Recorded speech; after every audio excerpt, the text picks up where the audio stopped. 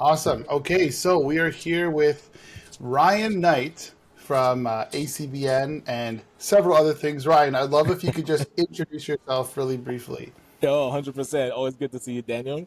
So my name is Ryan Knight, one of the co-founders of the Afro-Caribbean Business Network.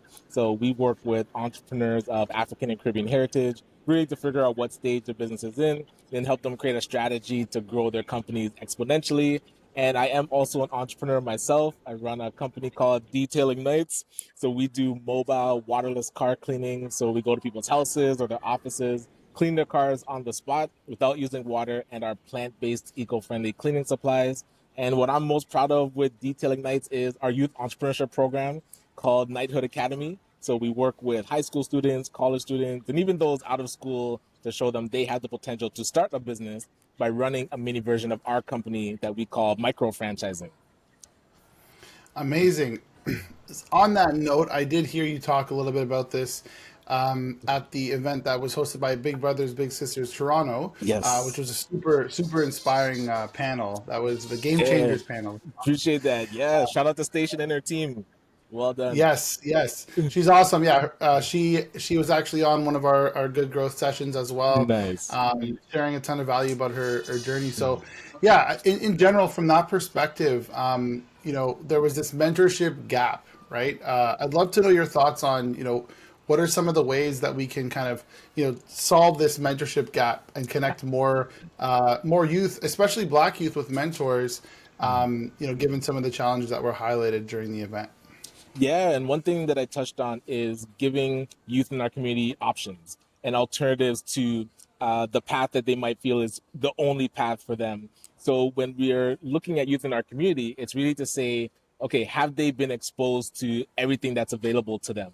So that doesn't have to be like formal mentorship, but just informal. And even like with what we do with our youth entrepreneurship program and the area managers that are paired up with student detailers or the marketing team, just going on car rides and having conversations that's outside of their traditional, either hanging on the corner or just at home doing nothing or playing video games. It gets them out of their environment and into new experiences, and then they get to see more of the city as well. So when they start to get exposed to different things that are happening around them, that's when now you can plug them into more formal mentorship. But it starts with, I say, like a car ride. I didn't realize how much of a mentor, how much of an impact I was having on the students that worked with us just by being together every day for the summer and working together. You get to talk to them and they would open up because they don't see you as, like, it's definitely not their parents, so they might not open up to their parents or even their peer, like their the people that they hang around with. They can't have certain conversations with, which is something that we also need to get our youth starting to dream again, like as a collective, like talking to each other about their dreams. I find that that's not happening enough, so the mentors can really pull that out of them to say, hey, where do you see yourself in 5 years, and get them starting to talk about their future. I love that. Yeah. And then from your perspective, you're obviously, using business as one of the Right. avenues that people can make an impact. And so talk to us about the social enterprise model and kind of what advice you have for Canadian founders who are looking to incorporate social enterprise elements in their business.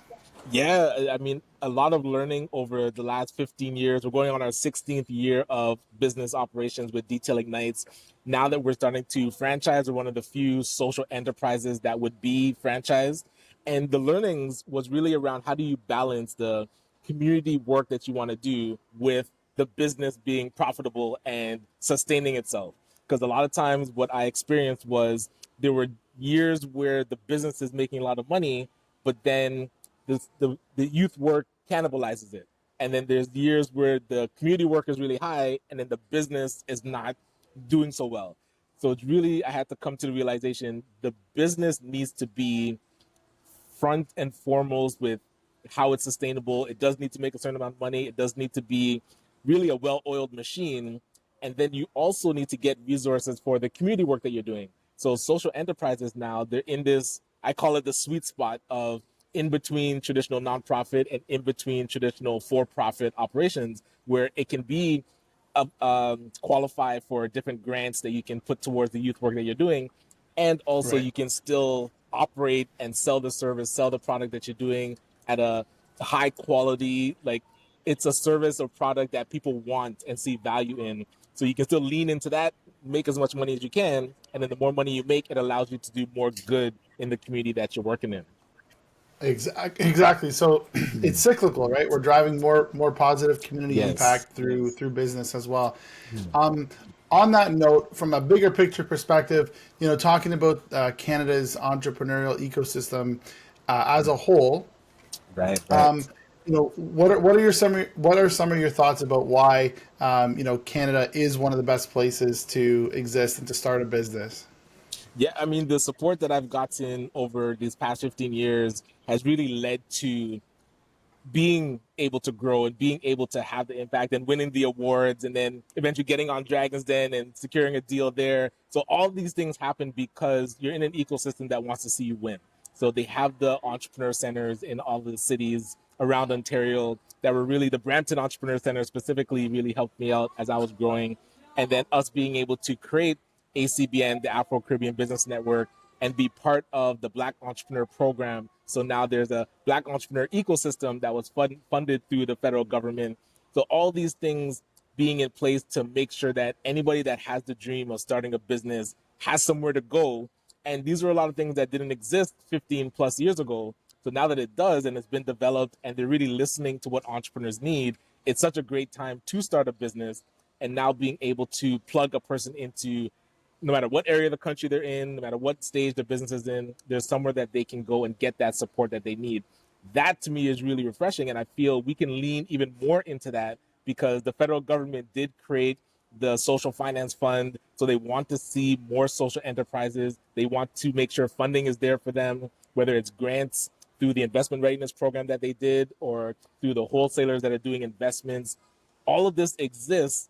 We want to see that government keep leaning into could there be a legal designation for social enterprise now where a person can purposely decide to register as a social enterprise?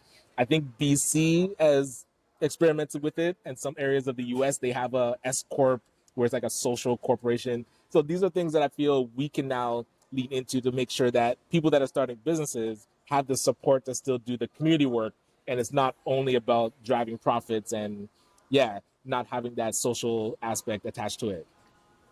Yeah, that's amazing. And I think, you and I are definitely aligned in seeing a Yeah, lot of opportunities for business to solve some of the biggest problems that, society faces, right? Both absolutely. locally and globally as well.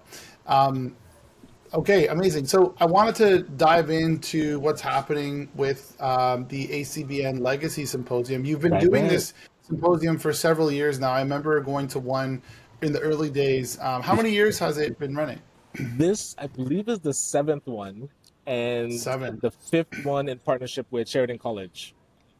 That's right. So you're hosting it Yes. at Sheridan Edge. I've done some work with them as well Yes, in the yes. past, and I love their focus on social impact, social enterprise as well. Yes. So this year's theme is about franchising. How did you choose that theme? What inspired that theme? Yeah, well, I hinted that I was able to get onto Dragon's Den and be successful with one of the dragons, Brian Scudamore, who runs 1-800 Got Junk. He also is the CEO of O2E Brands, which stands for Ordinary to Extraordinary. I didn't actually realize that's what it stood for until I went out to Vancouver to meet with him. But being able to talk with him and learn about what it takes to build a machine that is not just scalable but profitable that another person could purchase and run that it's almost like putting a business in a box and being able to give it to somebody else that they can be successful with, and they're doing over $700 million worldwide. And so these things that I'm learning, I realize this is what our community as business owners needs to hear. We need to hear about building a business that's actually valuable that another person would want to buy into. And it's such a great way to expand because now another person is investing into your business that they can run it in another city or another region of the city and be successful. So the fact that I'm learning all these things and their team, so he actually created a division called Flywheel Accelerator. So working with that team that they're designated to work with potential franchise partners that they might bring under the umbrella of OTE brands. So right now they have Wow One Day Painting and they also have Shack Shine. So they have three. So they created this whole division to now see if there's other brands that they could bring under. So working with that team and understanding how the business, you need to have your own strong team. You need to have proper operations. A lot of things have to be kind of in one package so that you're not just band-aiding and patching, bubble gum and duct taping your business together. It's really being able to support having a strong machine that you call your business. So who is guiding us to build these machines? Like, if anything, this is what ACBN, we want to focus on, to say, okay, if an entrepreneur is going to work with us, we are going to help them build out their team. The toughest time for a business owner is that time before they get 5 employees. And we're seeing in our community, there's 86% of our network that has less than 5 employees. So how fast as an organization can we encourage or get an entrepreneur to 5+ employees? And then that machine that they're operating, what is, like, how do we help them build out their data room, get their financial statements, get everything that they need, have optimized operations? All of this, organizations have to guide an entrepreneur because it's very difficult to do it on your own. And I was talking with Brian, and he said it took him 10 years to get over that $1 million mark. And then it took him another 4 years to sell his first franchise. So that's a 15-year commitment into this business that you're operating with focus. And so when I was in Vancouver, something that they do is called the huddle. So once a day, everybody that's on the floor and even people online from around the world come in, but everybody that's working in the office comes into the room, and they all give like a not everybody, but they do like a 7-minute update. And I didn't realize I was going to get so emotional when I was in the room, because when people start coming in, you can feel the heat from people coming into the room. And you're just like, imagine 100 people all working towards your vision. How can you lose?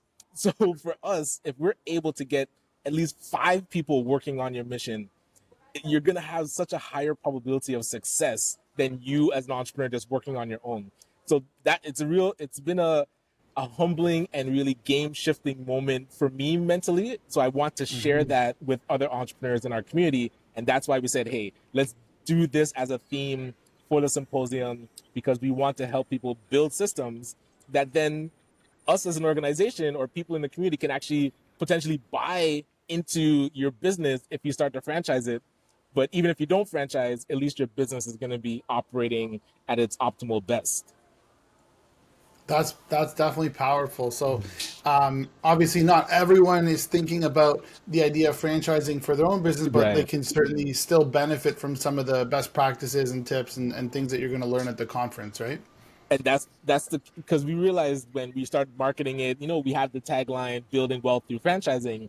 But then when a person sees the word franchising, they feel, oh, I'm not interested in either buying a franchise or my business isn't franchisable.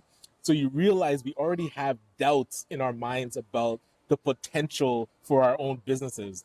So we had to really let people know, it's like, it's not just about buying a franchise. It's not just about franchising your company. It's really about building franchise-like systems.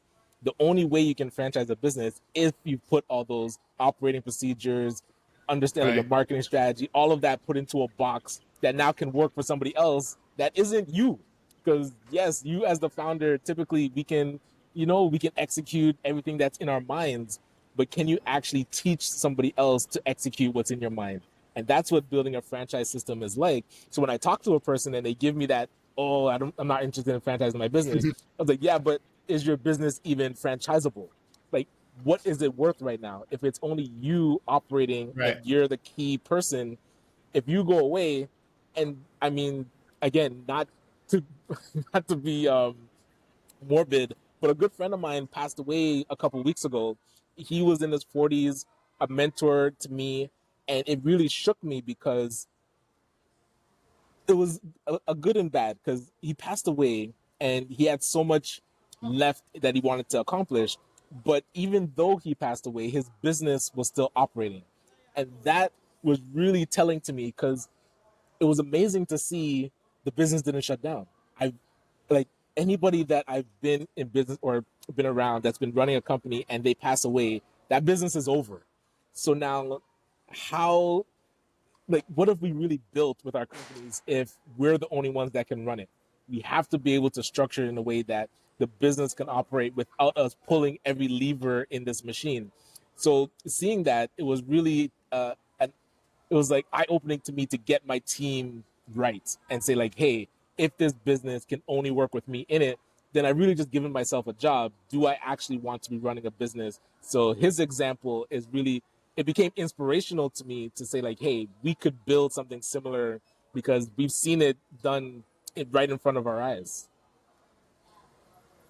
And that's really where the idea of, I guess, legacy comes to life too, right? Where you There it might not be is. thinking about, yeah, you might not be thinking about it right now, but definitely creating that, sustainable systems. One thing that's kind of, separate to this, that I did want to ask about, was the Black Entrepreneurship Knowledge Hub, Yes, because yes. that was something that was recently kind of re-announced, or opened up. And so my understanding of it is that there's these regional research hubs, and the goal of that is to co-create and generate community-focused research to make sure that Black businesses are able to, reach their full potential. So, and this is across Canada. So what are your thoughts on this, and why is this something that's important right now? Yeah, and for those that have been following along with the Black Entrepreneurship Program that the federal government funded, so there was three tiers. There was the loan program that the Face Coalition manages. There was the Black Entrepreneurship Ecosystem, which there's about 40 organizations, and ACBN was one of them that got funded to do the capacity building for entrepreneurs. And then there was the Black Entrepreneurship Knowledge Hub, which, in partnership with Dream Legacy Foundation and Carleton University, was funded to now be kind of the repository for the research in the Black entrepreneurship ecosystem. So having the regional nodes allows them to have people kind of boots on the ground in communities instead of just one central place trying to be national, and them being able to build out the mapping. So the ecosystem mapping allows entrepreneurs to sign up and also the service providers. So there's one repository of all the support that exists. So that's something that I definitely want to see flushed out and be optimized, because that's always what we talk about is like, how do we map our assets? Where is the asset mapping? What is everybody doing? Who's doing what best? And then how can we fill in the gaps? Because we're not going to know what's missing until we've mapped out everything that needs to, or that everything that exists, and then we can figure out where the gaps need to be filled. So yeah, I'm really excited Makes about the sense. project. Yeah, so kind of putting everything on the table. And in addition to that, I Yes. know the federal government is investing. They announced, another 189 million, to extend Right. it, to extend the Black Entrepreneurship Program for 5 more years. So I think, you're obviously playing a great role in this, and helping to, educate and more mobilize and create community, for Black entrepreneurs, which is incredible. And I love the Yeah, social appreciate impact that. side of what you do too. So, with the symposium, for those who don't know, like I said, it's not just about franchising. Obviously, there's going to be a fireside chat with Yes. Brian Scudmore, from currently from Dragon's Den. Yes. He's awesome. We love him. I'm going to be coming out to that for sure. Then there's going to be Nice. speed networking. There's going to be presentations on marketing and operating systems. There's going to be a Yes. sales pitch, contest, right? Yes. Yes. And vendors, some vendors showcase as well. So definitely, worthwhile attending, whether you are, an aspiring entrepreneur, or whether you're running a business, or a social venture, and wanna expand it. Correct? Yeah, and really, when I talk to people, I'm listening for a key thing. Do they want to grow their company? Because if they're okay with it being just them, solopreneur, and they're making a certain amount and they're comfortable, the symposium's not really for them, because we're going to be pushing for you to grow. And like I said, get past that 5 employee mark where you have a team working around you all on your vision. So if you want to stay small, by all means, do your thing. I would skip the symposium. But if you're ready to now build a business that can operate without you pulling every lever, you have a team working around you, you're going to get connected to the funding that you would need to hit your next milestone. You're going to hear from people that have built franchises. So Brian Scudamore, 1-800 Got Junk, Wow One Day Painting, Shack Shine. We have representatives from Just Like Family that's going to be there, Carla Leon and Lynn Ferguson. So franchises that currently exist that are going to share what it took to build these types of systems. And Lynn Ferguson, that works with Just Like Family, she actually is the franchise development. So people that are now coming into buying a franchise cold, she's the one that coaches them in how to run this business. So everything Mhm. that Just Like Family needs to give to somebody, she's the person that knows all these elements that it takes to give a person a business and they're going to be successful. So do we have these elements in our own business? How strong is our marketing strategy? How strong are our operations? What is our HR process? And just everything that you do daily, have you packaged it and documented it? So these are things that we're all going to learn so our businesses can be more optimal. And again, if you're ready to grow and know that you can't grow to the level that's in your mind by yourself, I think the symposium is going to be a really good place for you and a starting point, because ACBN, we want this to be a long-term relationship where we're working with entrepreneurs to put these things in place. So we're ready to work with them if they're ready to grow. I love that. And just before we wrap up, for those who are in the social good space, let's say they're nonprofits, they're charities, or they're running some kind of grassroots movement. What advice would you give to them, or what message would you share to them when it comes to considering social entrepreneurship or using business as a vehicle for social good? Yeah, and I always encourage nonprofits and especially grassroots organizations to diversify funding. So diversify revenue that we would talk about with for-profits, but now a lot of times I see them relying on grants and donations. So if you're only relying on grants, a lot of times it's difficult because the timelines are wonky. Sometimes it's 3 to 6 months from the time you apply to the time you get money in your account. It's hard to operate like that. And then funders can change their mind. Well, one, you might not even get the grant because it's so competitive. Two, you might get a grant, but then the next year it goes away because the funders either change their mind or it's very competitive, so they switch it around. So only relying on grants is very difficult. So now alternative types of funding that you can bring in is like starting a social enterprise and finding out what are you doing in the community that has value that certain people would pay for. A lot of times I talk to especially grassroots organizations, and they feel like, oh, I don't want to charge for what I'm doing. But even though you're not going to charge the people that need it, there are organizations that are servicing the same people that could leverage what you're doing and they have money to pay for it. So never discount that you have value that can be monetized. So looking at what that social enterprise looks like, and then also look at social enterprises that already exist. Could you acquire one of those similar to Just Like Family? We're trying to structure detailing nights in a way that organizations could buy a franchise that helps them with bringing profits in for the work that they do. So looking at what exists and then mimicking that, like there's a lot of examples of nonprofits that have started social enterprises that could work for them, that they could use to make sure that alternative types of funding is coming in. So you're not only relying on grants, you're looking at sponsorship, you're looking at donations, you're selling a service or a product so that you're not just beholden to whoever the funder is at that time.